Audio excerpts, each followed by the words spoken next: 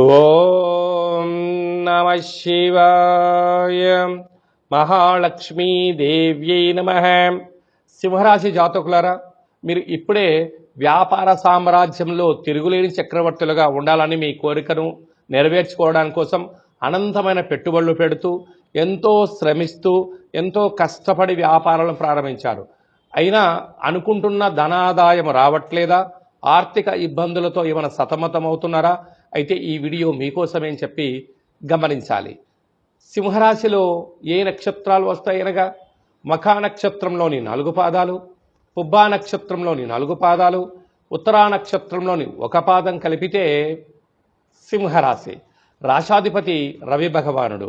సూర్య భగవానుడు ఎలా సమయం ప్రకారంగా భూమండలానికల్లా వచ్చి వెలుగునిస్తూ అందరినీ లోకక్షేమం ఆచరిస్తూ అందరికి ఆరోగ్యాన్ని ఎలా కల్పిస్తూ ఉంటారో ఈ సింహరాశి జాతకులు కూడా వ్యాపార సామ్రాజ్యంలో నాణ్యతతో కూడుకున్న వ్యాపారం చేయాలని, ధర్మబద్ధంగా ఉండాలని, జీవనాన్ని అద్భుతంగా ఉండాలని, అనేక మందికి ఆదర్శప్రాయంగా ఉండాలని మీ యొక్క కోరిక కూడా నెరవేరుతుంటుంది.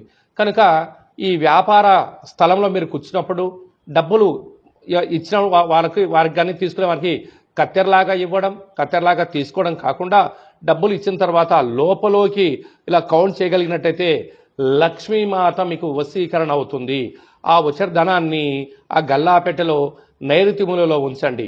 ఆ యొక్క ధనం పైన ఒక కుబేర యంత్రాన్ని ఉంచినట్లయితే విపరీతమైన ధనం ఆకర్షణ అవుతుంది. అలాగనే మీ యొక్క టేబుల్ పైన ఒక గాజు గ్లాసులో నీటిని పోసి అందులో కొద్దిపాటి ఎర్రటి కుంకుమను వేసి ఏక్దార్ నిమ్మకాయను అందులో ఉంచి ఎర్రటి పుష్పాన్ని ఉంచండి. వచ్చేటువంటి వారందరూ కూడా అనేక వస్తువులను చూస్తూ ఉంటారు కనుక ఆ నరదశి యొక్క ప్రభావాన్ని ఆ గాజు గ్లాసులో ఉండబడినటువంటి ఆ రక్త తిలకము స్వీకరిస్తుంది. ఆ రాత్రి షాప్ క్లోజ్ చేసేటప్పుడు ఎవరి తొక్కని ప్లేస్లో పోయండి, మీకు లక్ష్మీ కటాక్షం కలుగుతుంది. ఇది తప్పక జరుగుతుంది.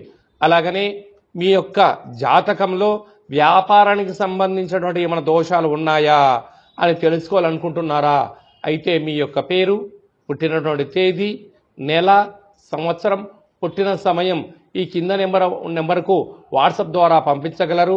మీకు జాతకం రాసి పంపించి జాతకంలో ఉండబడిన దోషాలను ఎలా తొలగించుకోవాలో తెలియజేయడం జరుగుతుంది. అపాయింట్మెంట్ తీసుకొని సంప్రదించగలరు.